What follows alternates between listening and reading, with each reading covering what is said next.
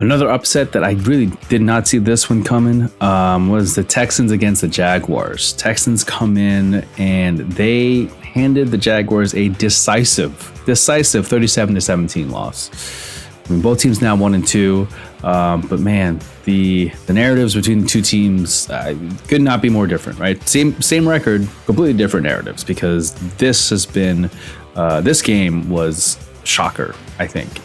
You look at the Jaguars, they were headed in a really high trajectory in terms of expectations, in terms of just how they play. I'm not saying I'm not trying to overreact too much and all that and think that the season's done or whatever. It's definitely not. I mean, they're still like, hey, they can turn around next week or this upcoming week and they'll be just fine. But it's just one of those games where you're like, how did this happen? And if you watch, like, it just seemed like they were flat. Like, that was the biggest, like, that's the number one word I would use, was like they were flat. They didn't have that, like, I don't know, spark. They didn't have a lot of the I don't know how to explain it, but they offensively, they didn't really generate that much. I didn't really see anything that from this game that was all that encouraging from them. But if you look at just on the other side for a second, the Texans, I thought CJ Stroud had a really great game.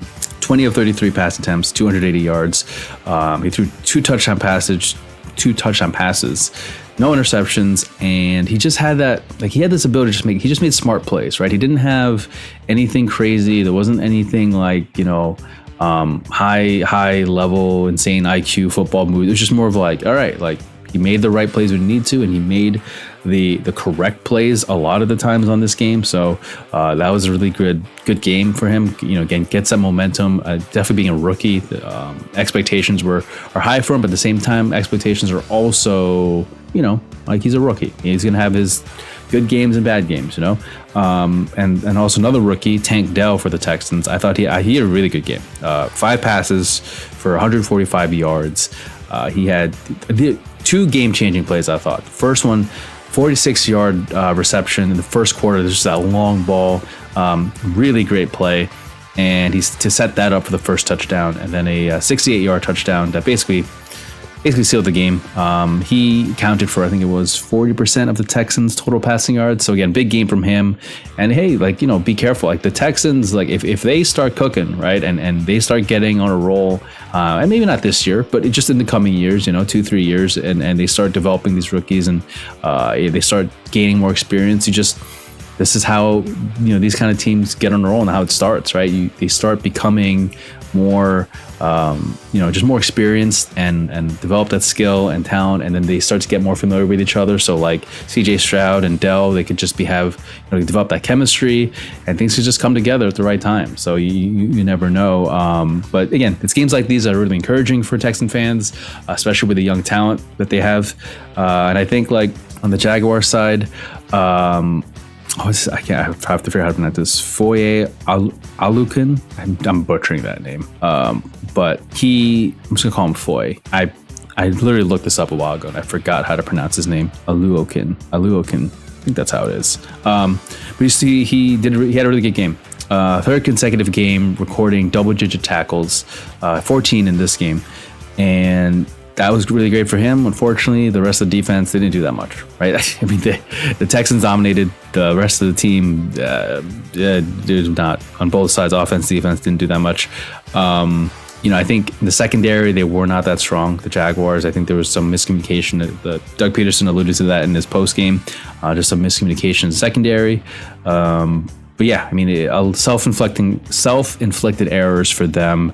This is one of those where, you can't, when your team has been together this long, can't have these kind of mistakes, right? This is just one of those, the difference between those, like, veteran teams that are on the same page and kind of take it to that next level compared to the ones that kind of still, are inconsistent, where they have some games where they're playing at a high level and some games where they're not playing at a high level. And you want to make sure that you're more on the higher level side of the ball. And the Jaguars are still, again, they're still a fairly young team. They're still, and even I see team as like organization with this new era, this Trevor Lawrence era. They're still young, and it's not like, it's not Panic City or anything. It's just more of like, hey, this is a game that it shouldn't have happened. It shouldn't have had the performance they had. They shouldn't have come out and struggled the way that it did. There's no no reason. Like they have the personnel they need to go out and perform well, and they just didn't. And it's a learning lesson, and I think they'll figure it out. Especially with Doug Peterson there. I think there's